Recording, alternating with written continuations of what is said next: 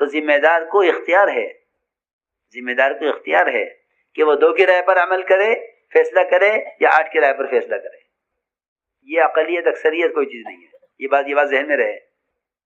بھائی اکثر تو یہ کہہ رہے ہیں، آپ دیکھیں سیرت میں کہ صحابہ کی اکثریت کیا، کل کے کل صحابہ ایک طرف، معین خلفاء ثلاثہ کے حضرت عمر، حضرت عثمان، حضرت علی ایک طرف، اور سارے صحابہ ان کے ساتھ کہ اسامہ کی جماعت کو روانہ نہیں کرنا ہے، یہ موقع باہر نکلنے کا نہیں ہے، مدینے کی حفاظت کی ضرورت ہے اس وقت۔ اللہ وہ کر تنہا اس میں، سب ایک طرف یا اکیلے تنہا۔ سنو، یہ نہیں کہ اب ذمہ دار وہ کرے جو سب کہہ رہے ہیں، کہ ذمہ دار وہ کرے جو اللہ اسے چاہتے ہیں۔ ہاں سنو، مشورہ تو کیا، لیکن سب کی رائے کے خلاف فیصلہ، سب کسی کی رائے نہیں ہے جو ہے حضرت صاحب کی جماعت کو روانہ کیا جائے، کسی کی رائے نہیں ہے، سب کی رائے ایک طرف ہے۔ اس سب کے خلاف حضرت بکر کا فیصلہ ایک طرف۔ کیا ہوا کہ سب کی رائے کے خلاف فیصلہ ہوا اور سب نے مل کر فیصلے کو قبول کیا۔ یہ تھی اصل بات۔ درمیان مجھے عرض کر دیا میں نے یہ کہ ضروری نہیں ہے کہ اکثریت کی رائے فیصلہ ہو، بالکل نہیں، کوئی چیز نہیں ہے۔ یہ دیکھو کہ رائے کے بعد ذمہ دار کا فیصلہ کیا ہوتا ہے۔ رائے تو مختلف ہوں گی کیونکہ صلاحیتیں مختلف ہیں، تجربات مختلف ہیں۔ تو آپ نے احد کے میدان میں مشورہ کیا، احد کے موقع پر، کہ کیا کرنا چاہیے، مدینے میں رہ کر مقابلہ کریں باہر نکل کر۔ تو صحابہ کی رائے تھی، کبار صحابہ کی رائے کے باہر نکلیں۔ آپ نے مشورے کو خوب وسعت دی، سب سے پوچھا۔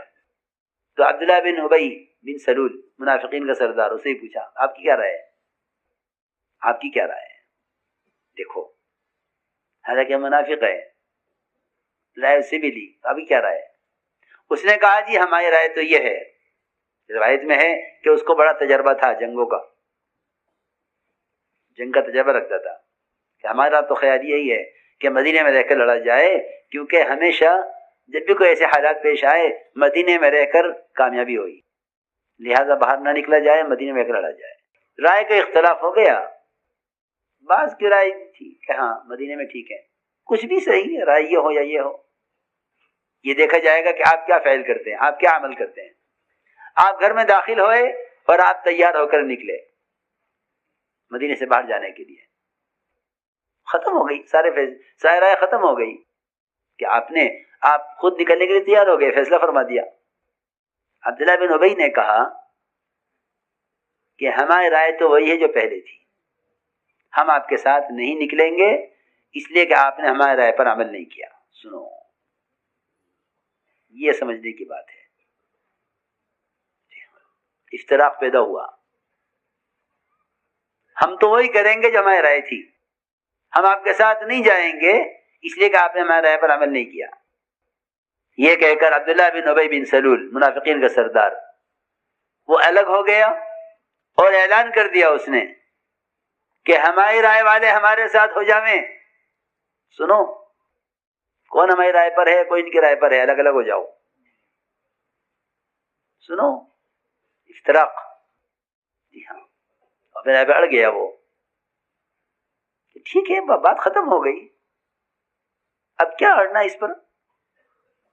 کون میرے ساتھ ہے، تو 300 آدمی ساتھ ہو گئے اس کے، 1000 تو کل تھے صحابہ آپ کے ساتھ، 300 ان کے ساتھ ہو گئے عبداللہ بن ابی کے ساتھ، کہ ہم 300 آپ کے ساتھ ہیں، کیونکہ خطرہ نظر آ رہا ہے، باہر تجربہ ہے نہیں ہمیں، اور یہ ہے اور وہ ہے، جب یہ رائے آ گئی ہے کہ بھئی مدینے میں رہ کے لڑنا ہے تو ہماری رائے پر عمل کیوں نہیں ہو رہا ہے، اس لیے ہم تو آپ کے ساتھ جائیں گے نہیں۔ یہ صاف کہا، یہی الفاظ تھے کہ ہمارے آپ کے ساتھ نہ جانے کی وجہ یہ ہے کہ جو ہم کہہ رہے تھے اس پر عمل نہیں ہوا، یہ ٹھہر گیا۔ اس کے ساتھ 300 آدمی الگ ہو گئے، حضور اکرم صلی اللہ علیہ وسلم کے ساتھ 700 آدمی نکلے، 300 کم ہو گئے۔ پھر قرآن میں ایک بات اور ہے کہ 2 جماعتیں ایمان والوں کی، 2 جماعتیں ایمان والوں کی، وہ درمیان میں لٹک گئے، ان کا ساتھ دیں یا ان کا ساتھ دیں۔ ہاں، اسی طرح ہے، بخاری شریف کی روایت ہے، قرآن کی آیت ہے، اذ ہمت طائفتان منکم ان تفشلا، کہ دو جماعتیں ایسی تھیں جو درمیان میں لٹک گئیں، ادھر جامیں، ان کا ساتھ دیں کہ ان کا ساتھ دیں؟ جی ہاں، واللہ ولیہما، لیکن بات یہ ہے کہ کیونکہ یہ ایمان والے تھے، مخلصین تھے، ان کو اللہ نے سنبھال لیا، یہ جماعت یہ کہا کرتی تھی کہ اللہ نے ہماری کمزوری تو ظاہر کر دی قرآن میں، ہمیں بڑا افسوس تھا اس آیت کا کہ ہمارے بارے میں آیت نازل ہوئی اذ ہمت طائفتان منکم ان تفشلا، لیکن جب آگے اللہ نے فرمایا واللہ ولیہما تو اس سے ہمیں اطمینان ہو گیا کہ جب اللہ ہمارا والی ہے، ہمارا دوست ہے، تو اللہ ہمیں خیر کی طرف پھیر دے گا۔ چنانچہ کچھ تھوڑے سے تذبذب کے بعد، کچھ سوچ بچار کے بعد، یہ دونوں جماعتیں ایمان والوں کی یہ بھی صحابہ کے ساتھ ہو گئیں، باہر نکل گئیں، ورنہ یہ کچھ عرصے درمیان میں لٹکی رہیں کہ ہمیں کس کا ساتھ دیں؟ جی ہاں، کیسے اللہ نے کھول کے بیان کر دیے سارے اصول۔ جماعت نکلی، احد کا میدان ہوا، آپ نے اپنے صحابہ کو ترتیب دیا،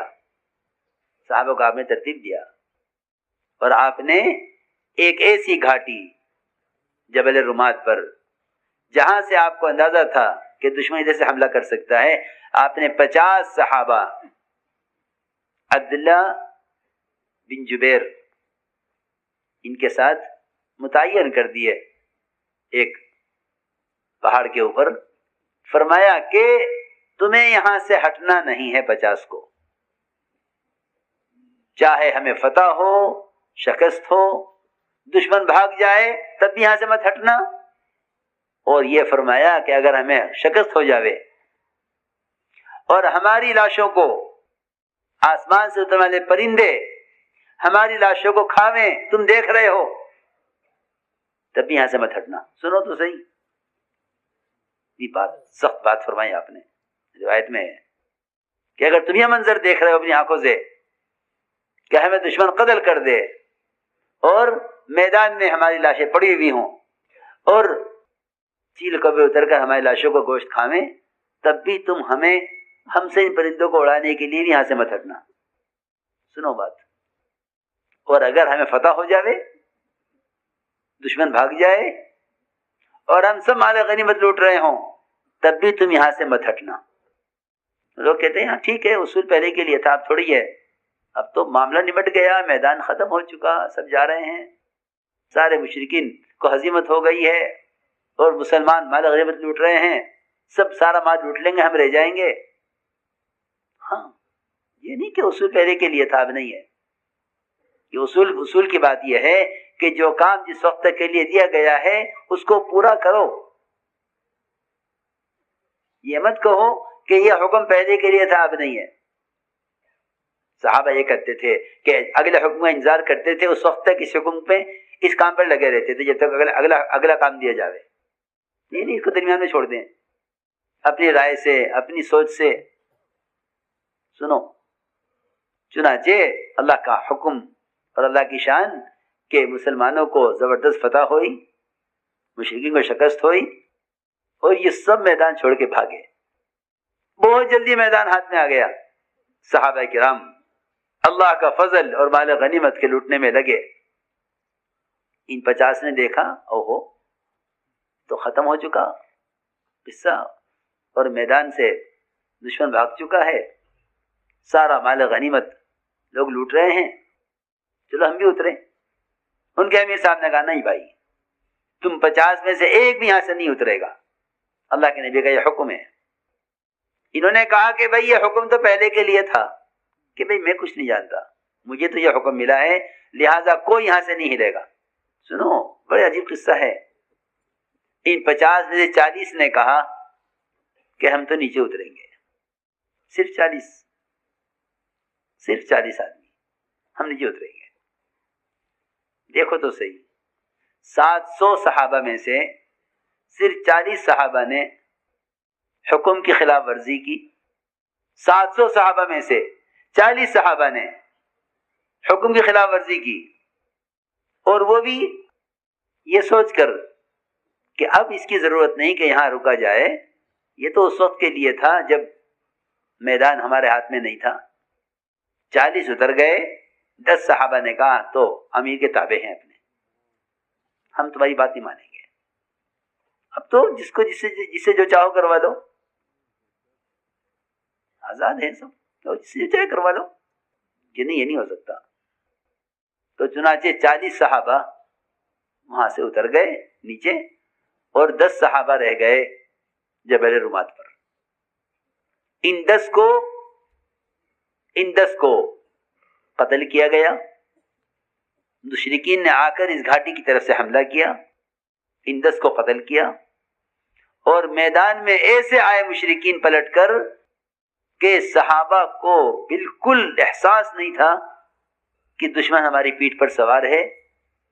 سب مال غنیمت لوٹنے میں تھے اور دشمن نے حملہ کیا. ایسی گھمسان کی جنگ ہوئی کہ مسلمانوں نے مسلمانوں کو قتل کیا اس موقع پر.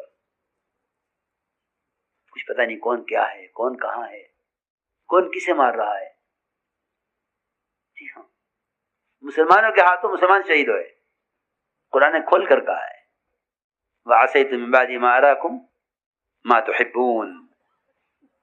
جی ہاں، کہ تم فتح دیکھ چکے تھے اپنی آنکھوں سے، لیکن تم نے فتح دیکھنے کے بعد ایک نافرمانی کی. اللہ نے تمہارے ہاتھ سے میدان چھین کر غیروں کے ہاتھ میں کر دیا. سیدھی بات ہے،